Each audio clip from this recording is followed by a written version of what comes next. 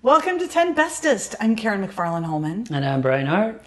In this episode, I'm going to be talking about the ultimate underdog story. Yes, and I am going to be talking about the tiniest miniature little calendar. It's so cute. You're going to love it. Let's get to it. My last cool sheet. Here I am to number 5. I'm going to be talking about a video. Super cool. So in the title of the video is Buddha Bees and the Giant Hornet. This is a magnificent nature video, but is also a story of the underdog prevailing. Who doesn't love a story that has that as the story behind it? So the characters in the story are bees and one hornet, as the name implies. And these bees are wild Japanese bees, which are quite difficult for beekeepers to maintain.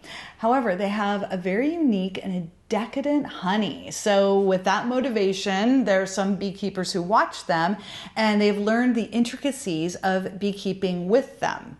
And so that then led to these videographers learning more about them and then getting some of the video captured inside of these hives. Their honey has this specific smell that attracts one of its predators, which is the Japanese giant hornet.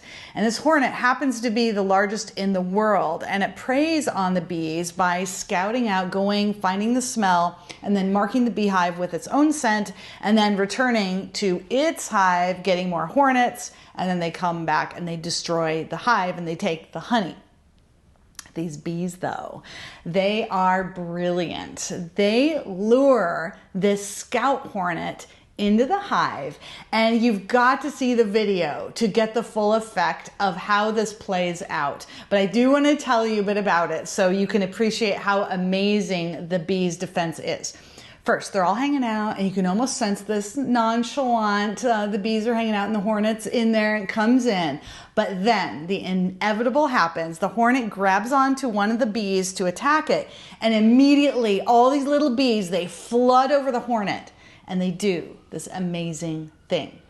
They are not physically attacking it, but instead they create a dog pile and they're all buzzing and vibrating around. And the result of the vibration is the temperature in the middle of the dog pile where the hornet is rises, and that kills the hornet. The giant hornets are super sensitive to high temperatures and the bees are more heat tolerant. So this works to kill that hornet. Save the lives of the bees and the bee hives, these wild Japanese bees. So again, you got to see the video to see how this plays out. The Buddha bees and the giant hornet. Whoa, okay. I've seen a video, I don't know about that specific video, but I've seen this happen before. And yes, you have to see it. Yeah. Because your description was amazing. Oh, good. But Thank you can't describe this. No. You have to see it. It's just wild, mind-blowing.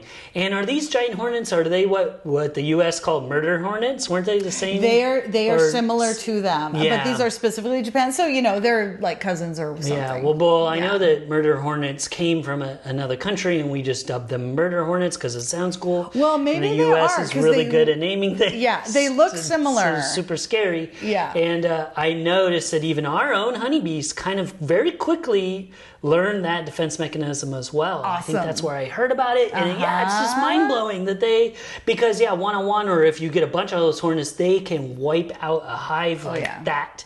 And they decapitate the bees, which is super brutal and insane. But to see these little bees fight back, I love it so much. So yes, thank you. And it's mind-blowing. How did the bees figure this out? Right. How did they, and the fact that they have a 2 temperature difference in terms of the heat tolerance.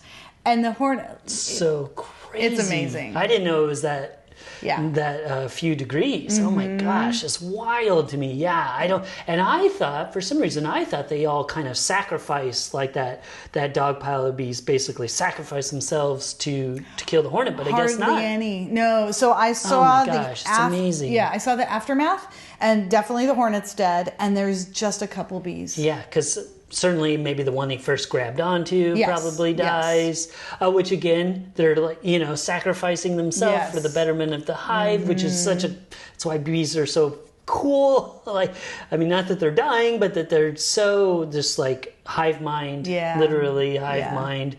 Yeah, in a good way. Else. Yeah, yeah, not the bad way. Right. Yeah. No. Well, yeah. It's where that actually came from, and good intentions. Yeah. So cool. Thank you for sharing that. Yeah. I can't wait to see this specific video because. And this one is.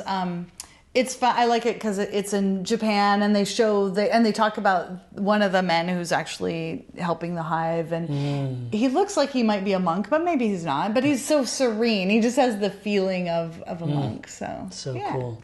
Well, thank you. And this is from BBC Earth, by the way. Oh, cool. The one that I saw. Very cool. So you know it's going to be good. Yes, and that's a good segue to say that our show notes, again, what's the link to that? Indeed, yep, 10bestest.com/warrior. And that kind of fits with those bees, too. It They're does. Little warriors as well. It does, I know. Yeah. And you caught on something. I sandwiched I chose Cool Sheet 1 and 5. Nice, I gotcha. In the garden. Okay, okay, cool. And the warriors. Well, I can't wait to check that out. Thank you so much. You're welcome. All right.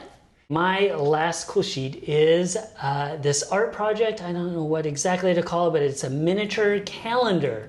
And that's just HMiniatureCalendar.com. This was started in 2011 by artist Tatsuya Tanaka. I'm sorry if I mispronounced that. He's this Japanese artist that is just doing this mind-blowing work. And he says on his website, everyone must have thoughts like this before. Broccoli and parsley may sometimes look like a forest of trees, or a tree leaf that floats to the surface on water looks like little tiny boats. And of course, everybody does think that, at least I have.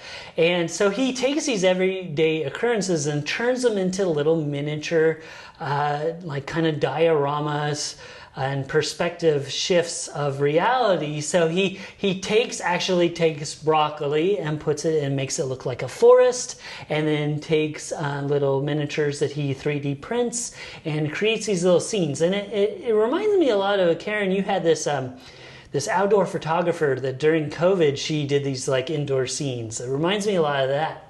But he's been doing this for years and years, but now he does this one where he releases one picture every day, and he creates it for a calendar. And so you can look at the archive of this calendar for years and years and years. And every day, like I said, he releases a new one. Even on his Instagram page, he talks about these photographs. He has over 2.5 or 3.5 million subscribers on his Instagram. So it's super cool. Plus, you can just go to this website time. He's also had an exhibit, the Miniature Life exhibition, and that's had over 1 million visitors. So it's traveled around, but it's had things, different visitors from all over the world. He has 2.9 million followers on Instagram. He also has a YouTube channel, so I'll put all of those links on our show notes. Definitely check out the Miniature Calendar. I'm gonna love this. I love miniature things. I know.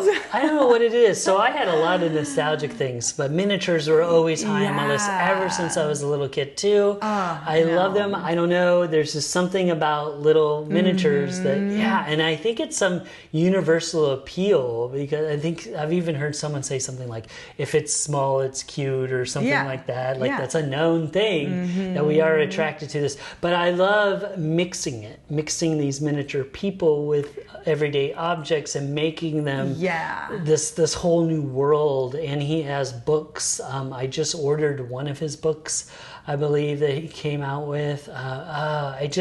And coincidentally, an art class that I took also mentioned him by name too, for a good way to spur your imagination. So to look at some of his works like this, and it will just give you ideas of creative things and different way of looking at something. It's super fascinating. I'm going to follow him on Instagram immediately, because I already know I'm going to love his photos. Yeah, they're so cool. And what I noticed about his Instagram posts is they're like a series. So sometimes he shows kind of the main picture in the first one, but then he'll do a little bit maybe behind the scenes, or that BTS word, or maybe other pictures or variations or progress. It's super cool that he does that as well. So you can look at just the main one, like his end goal, what it looks like, what he wants us to see it, and then kind of the process, which I love. Yes. I love stuff like that as well. Seeing it emerge. Oh, that's cool. Yeah. It's so cool. And the reason why, there's a lot of miniature things out there, but his work is some of the best out there for sure. So that's why it rose to the top as a cool sheet. Yeah. And stood out because it's so great. He is a giant in the miniature world. Yeah, I see what you did there. I like that. Well, thank you. You're very welcome. Thank you so much for joining us for this episode. I'm Karen McFarland-Holman. And I'm Brian Hart. So in terms of the bee video, let us know if that Japanese hornet is the same as the one in the United States. Oh yeah, that's a good question. Is it the murder hornet? Let us know. Yeah. And on the miniature calendar, have you seen it yet? Do you like miniatures? Is there some people out there that don't like miniatures? I didn't know if those people exist, but maybe. You probably don't like puppies either and ice cream? I don't know. No, just kidding. I'm sure you're normal. Don't worry about it. You don't need help. It's okay. You're fine. But no, really, we do love you all so much. Thank you for listening. Tune in tomorrow for 2 more cool sheets. And please like and subscribe. It helps us a lot. Yeah, it really does help us out. Gets the word out. Smash that like button. But most importantly, don't forget to stay curious.